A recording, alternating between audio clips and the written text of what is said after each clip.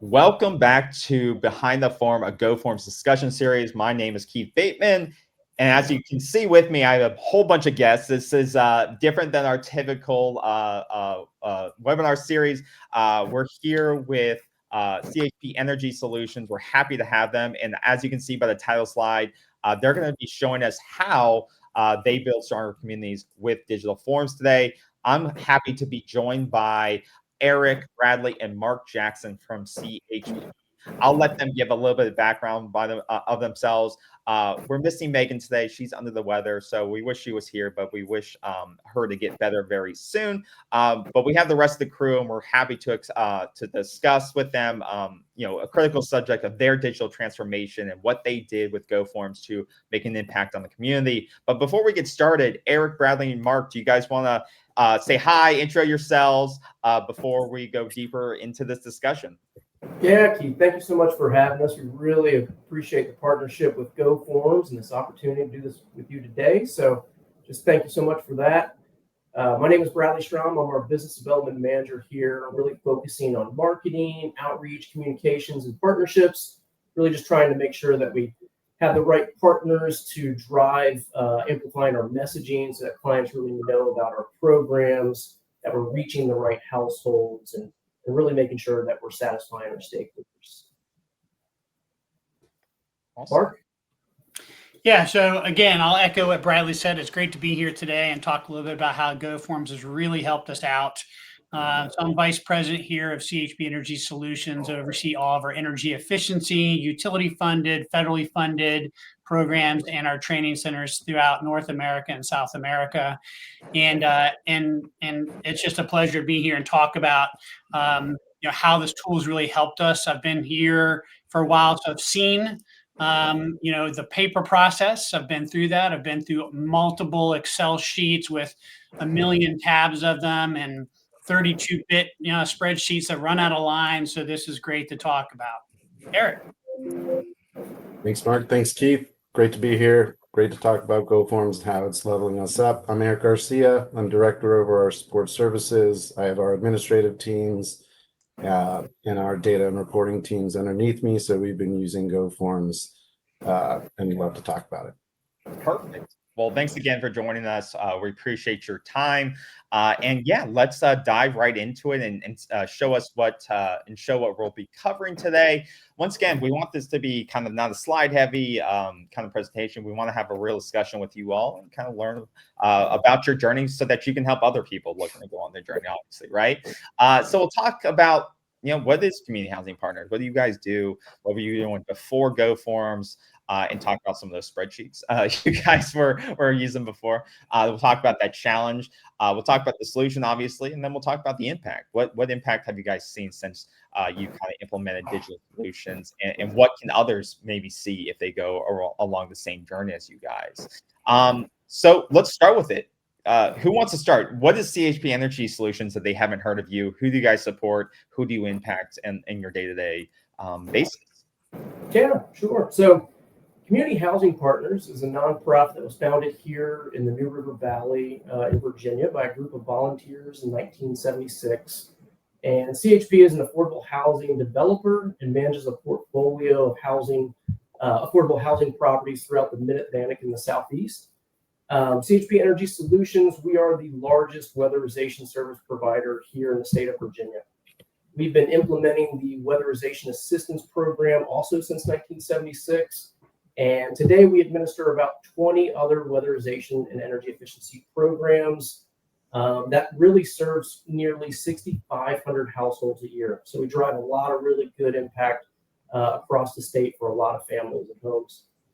The work that we provide is at absolutely no cost to our clients, and it really focuses on improving the energy efficiency of their home.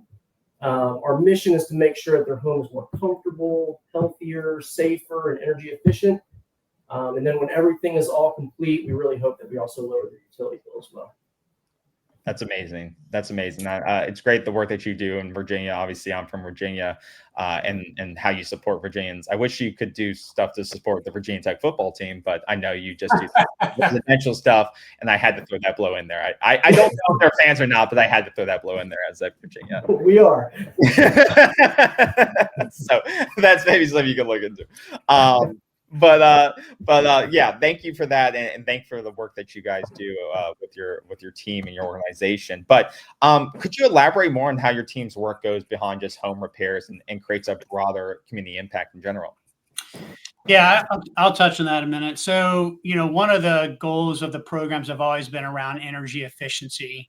And, what's great about the program is for every dollar we invest in the program, most businesses talk about ROI. We talk about SIR, savings to investment ratio. But really, if you think about it from a business perspective, ROI, for every dollar we invest, we don't just see a dollar back in energy efficiency savings, meaning energy bills that have been lessened, that they're paying monthly, but we actually see a huge amount of co-benefits that occur also. The idea is we are a one-stop shop when we go into that client's home. So when we go into that home, we need to make sure that we document every possible thing that we could do. And we have multiple funding sources, from utility to state to federal, private funding sources. So when we're there, we need to take every picture we possibly can, document every deficiency. Not that we can actually fix everything, but the goal is to stabilize that house, to improve health and safety issues. That's paramount. Health and safety first, stabilize the home, and then energy efficiency. But we also we've seen this through our national studies through the program, tens of thousands of households, where actually we have less school days miss, less work days miss, less accidents in the home. When I say electrocutions, I don't mean people dying from it, but actually getting electrocuted, because they have bad electrical, or falls in the home because they have trip hazards. So we're looking at all those things to make sure that we're benefiting every client they're going to with every possible service. So that's why it's a one-stop shop, very client-first mentality with everything that we do. And that's amazing. And with that kind of client first, how do you ensure consistency in your service delivery and documentation? And I know we'll kind of get into that, but how do you do that with such a supporting 50% or more of Virginia? Sure. I mean, that's a great question, because honestly, just like anything, as you grow, for us, we're not just one contiguous area. We're in multiple places in Virginia. And so it's really hard. But, what we've really worked on a lot over the years is setting up standard operating procedures, protocols, and following those. We also work on redundancy, because we have regionalized teams, but we also have centralized teams. And what's really important is with the regional teams, they can provide that regional kind of hand-holding process for clients when it comes to the intake process, all the way through to delivery of services, to the quality control inspections, and the follow-up afterwards. That also includes even just outreach with partners to let them know what we're doing and how we're doing it. But the issue is sometimes, folks who take vacation, they're in training, they're obviously not feeling well, they're off for the day. So we do create a lot of redundancies in our standard operating procedures, where folks on our centralized team or in another region can take care of clients. So when folks call in, utilizing these digital platforms that pull all the information together, it makes it easier. So the person that was in the field may not be the person talking to them. It might be someone that's 100 miles away, and they can pull up the file, they can pull up the pictures and all that information and talk to that client's needs. Yeah, I love that systemized approach, like you said, because if someone's missing, it doesn't all just crumble around it. You can replace that person, that system, and it can operate 100%. So I love that approach.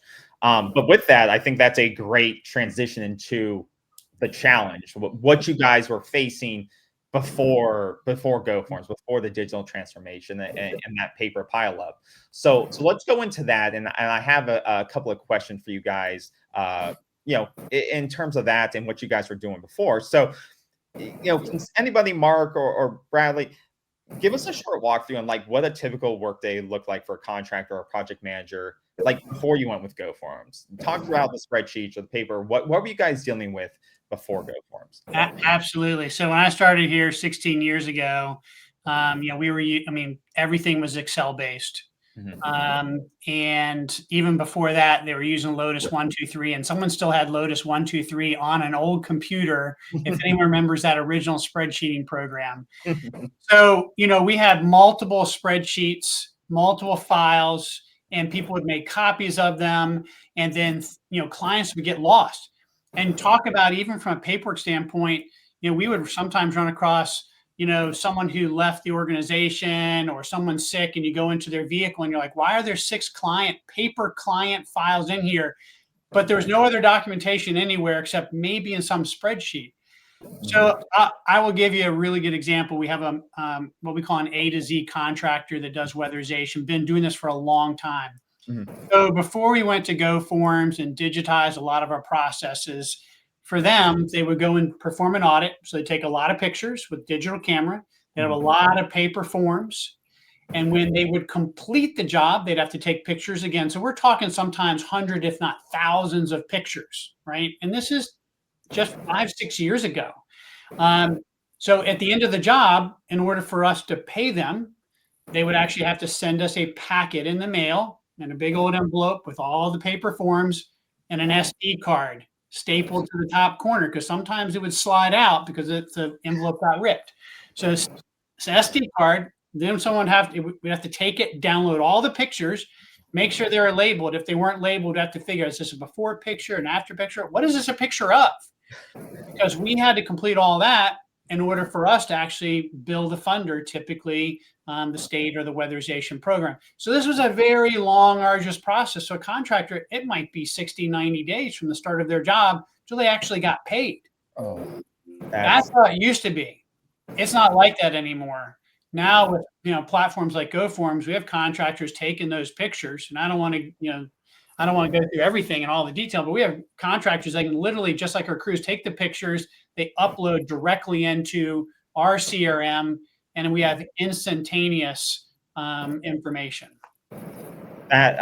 Like you said, and those are some of the frustrations we hear from our clients on a daily basis, is like just how disconnected the different parts of the form process or the inspection process are. Like having to send an SD card through the mail would be the most worrying part of my day. Just the fact that critical piece of information is being left to the postal service to deliver for us on a project scares me a little bit.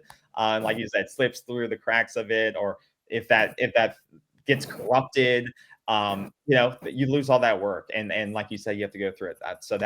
That's crazy to me. But and going back to that, and I don't know if there is more to add to that, because that is some frustrations in that process, previous process. But what were the bottlenecks or points of friction that you guys encounter on a regular basis? Was it compiling all that data on a daily basis? Was it anything else that really, outside of the daily, kind of data collection pieces, was there any singular bottleneck that you guys were really trying to solve while looking for a digital solution? Well, Keith, not only passing that amount of information back and forth to each other on all the jobs, my teams had to review that information to make sure we had all of the information and it was accurate. So as Mark said, we run multiple programs. Different programs have different criteria, different pictures, different number of pictures, light bulb in, light bulb out kind of thing. So when we're reviewing all this and we don't have that one picture, who's going to cover the cost if the funder's not going to cover it?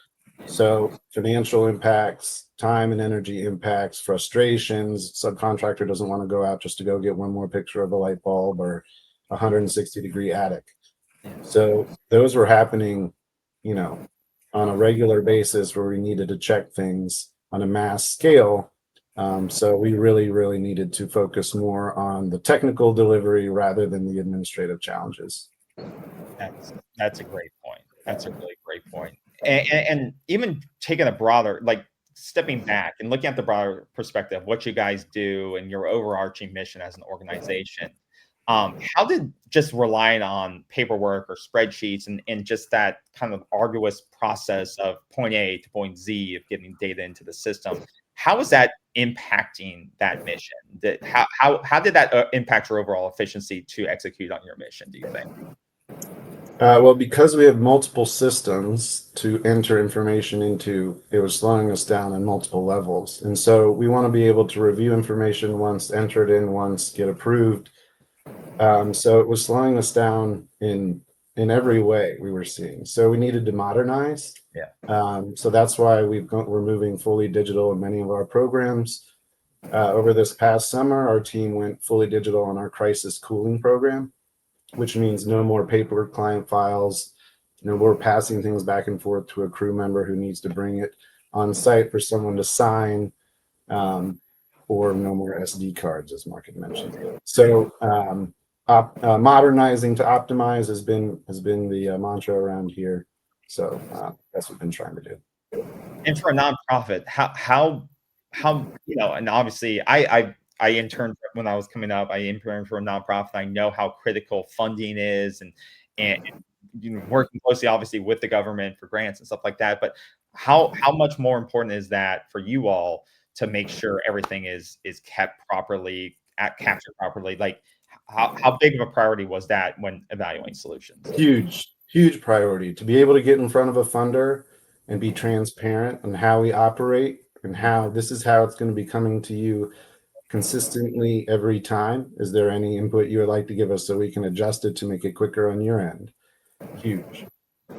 And I would tell you that, a good chunk of the funds that we are using are public funds. So it's really important for us to make sure that our funders, especially being the largest organization in Virginia, using those public funds, and probably the third largest in the country out of like 700 agencies using public funds, we need to make sure folks know exactly where the money's going. Sure. We want to make sure we know where it's going.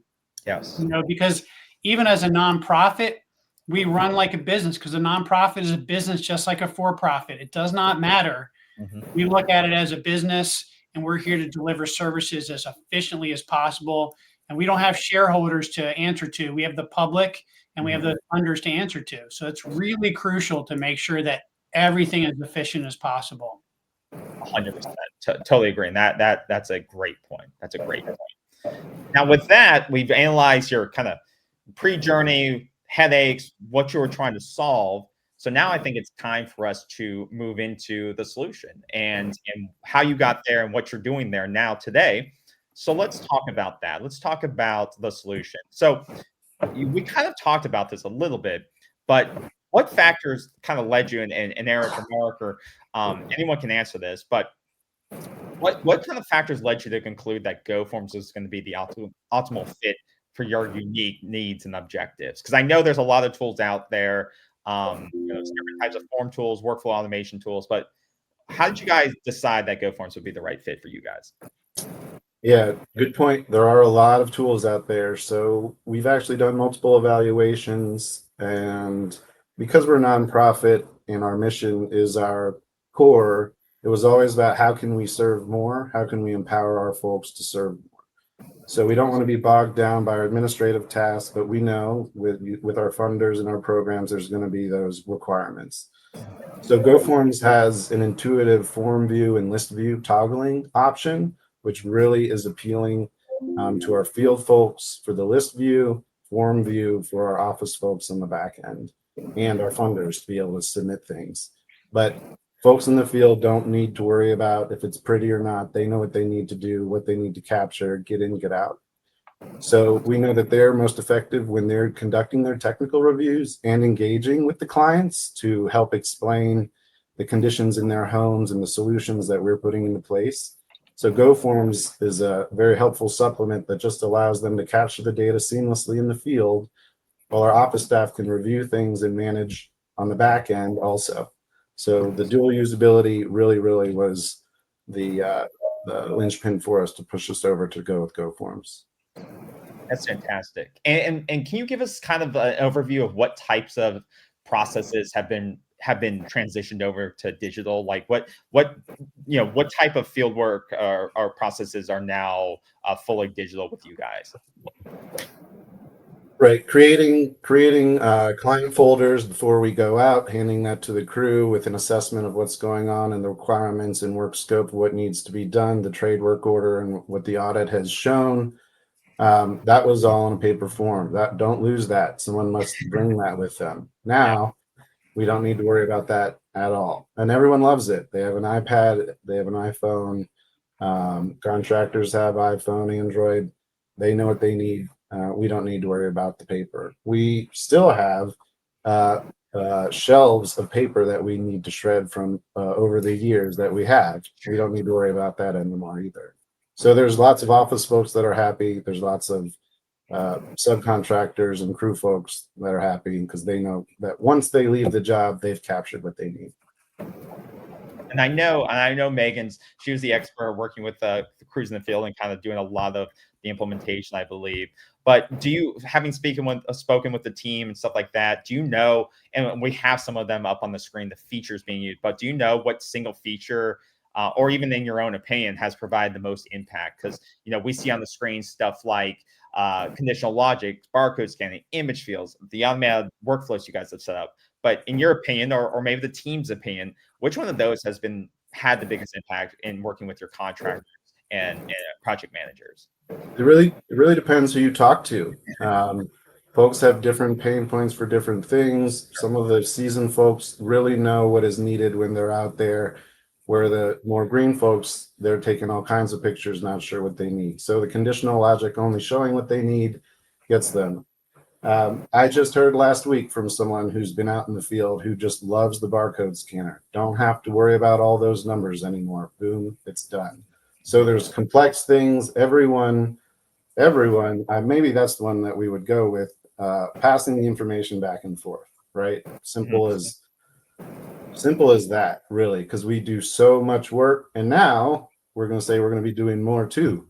So there's less of that to worry about. Absolutely. And I think either Megan or someone else brought it up too. The conditional logic was one of their favorites as well. The ability to kind of guide users through forms, only showing what's in it. Because you guys have lengthy forms, like you talked about. Previously had spreadsheets and tabs, and just that conditional logic allowing the user, the technician, the person filling it out, when they input something, it's only going to show them what they need to see based on what they had previously inputted, and not show them, pages and pages on a digital form. So I know something like that can be powerful for use cases like yours that are similar, right? Yeah. So, think about just a simple thing like this. So you go into someone's home and they have a heating and cooling system. Well, you have to select, do they have oil? Do they have wood? Do they have gas? Or do they have a heat pump or electric resistance heat? Yep.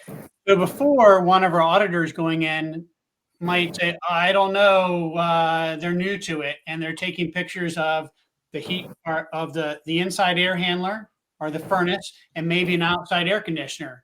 But that furnace actually has a flue pipe, and they need to be on the roof and actually take a picture of the stack coming out, and is it leaking, and are there issues with that? Well, a new auditor, even though they've trained, they're certified, they're licensed, that it's a big job and there's a lot of pictures to take. With the conditional, formatting, it's a gas furnace. Make sure you take these pictures, because you have to make sure that combustion fuel source is not going to create poisonous gases coming into the house. So you got to make sure that you're taking those pictures, because if the crew comes in later and they don't realize it also, and they do something that impacts that house in a way that makes it not safe, it could be dangerous for those occupants. So it's just little things like that can make this huge difference in time savings. That's a great point, like you said, and time savings there too. And you also mentioned like the image ability, the embedding the image right in the form, and like you said, no more of the SD cards. The photos stay with the reports. Wherever the report goes now, the photos go, and so you can always reference those right on the digital record. They're all stored in the cloud, right, like you said. And so there's no like, oh no, that's the wrong photo. No, it's fair. It's embedded in the record. You always have it, so you can always reference it. And I think, like you said, when it comes to the single source of truth of what actually happened on that site, you always that record is accurate. So I think that's a great point as well. The other thing I want to just touch on the results section here, or on the impact section, is, if any of you had any input on this, is, we talk about, working with your project managers and the collaboration this may have unlocked for them in terms of, now we have automated workflows that sends data to the right place and eliminates that manual file transfer, kind of like you just touched on. But, do you have anything on how this has impacted the collaboration with even subcontractors in your network? And because I know sometimes with some of our clients, that can be something they struggle with when they're using paper or using just email to communicate. So, and does anyone have any input on that? Yeah, working with our subcontractors, again, the consistency, the clear guidelines, being able to communicate while they're in the field. If they have a question, we can see what they're looking at, and be able to quickly take a look at once they've captured and submitted their form. We can look pretty much instantly and provide them feedback if we have any questions. A lot of our other agencies are still working on paper with our subcontractors, so they're seeing us move forward digitally, and so they're really giving us positive feedback working there. And I think the thing that I hear a lot too is that once you go digital, is that everyone is then using the same version of the same form at the same time. And with paper, you'll have different variations of that form floating out there, right? They could have the 2023 version of that audit or that inspection. Someone has 2024, and so it's missing different sections, or it's like you kind of mentioned. But now, working with your subs or working with your PMs, like everyone's on the same template, right? They're all inputting the same type of information you need every single time. You can have field requirements, you can have the conditional logic, you can have the, so it's all, like you said, what to expect. And if it's not there, it's not going to be sent to you. I think that's one of those important pieces too, to always keep in mind when you're, kind of evaluating solutions like GoFormz, which is great. Perfect. So we talked about the impact or the results there, or the impact there and the solution. So let's talk about some of the hard numbers of what you guys have seen so far, because it's been really, really great to see here. The results of hours saved. So that's one thing, obviously, I have to call it here because I'm so impressed with that and what you guys have seen so far with GoFormz, is that 350 hours saved, which, like I said, is amazing to me. But what does that actually mean for you all? Like, what do you guys do? What do you guys do with all that extra time? I'm sure you guys can do a lot with it, but what do you guys do with that extra time? Yeah, so 350 hours annually is definitely huge for us. It'll help shift how we operate. So those hours represent right now time that we would spend on redundant administrative tasks and reviewing, communicating, subcontractor or field worker having to go back out. But now we can redirect this time focusing on quality. We, of course, want to serve more, but we want to level up while we are there as well. So streamlining that time is really what we're going to do with that. So we look forward to doing that. Serving more is always the goal, but there's so much time saved. We know we can invest more time in that area too. Absolutely. And then even just besides that number of hours saved annually for your project managers and your team, like what's the other kind of intangible or most rewarding part outside of just the hard numbers? Like, what's been the other rewarding part for your team, would you say? Yeah, Keith, I think you have it listed here, happier teams, right? So we've got a bunch of employees that are less frustrated. This GoFormz makes their daily work lives that much more easy. So you've got better morale, colleagues that are more willing to collaborate, work together, get the task done without any frustration. So, I mean, that's a huge boost to the team. I think outside of that too would be, it's really important for us to show our stakeholders and funders that we're not resting on our laurels. Sure. So using innovative tools like GoFormz, showing them how we're improving our processes and we can provide cleaner, better data is just super important. We're also the largest weatherization service provider in the state, so it's important for us to take a lead sometimes and show the network what tools like this can do and how it can impact us all. So I think it's been really, really important on a lot of different levels. Those are all great points right there. And that leads actually into one of my final questions, is that for others, people watching and thinking and evaluating going digital, because many people look at this as an uphill battle. It's, oh, I'm gonna have to train guys. It's a big investment.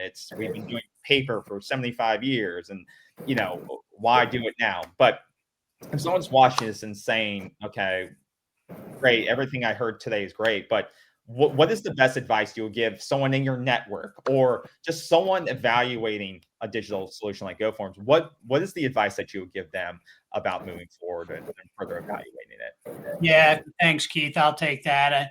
I'll tell you, I remember people telling me for years and years, analysis paralysis, right? Mhm. And people like, oh my gosh, and the naysayers and the no, we can't do it. And I learned something at a business I worked at for 20 some years, and it was called Just Say Yes, right?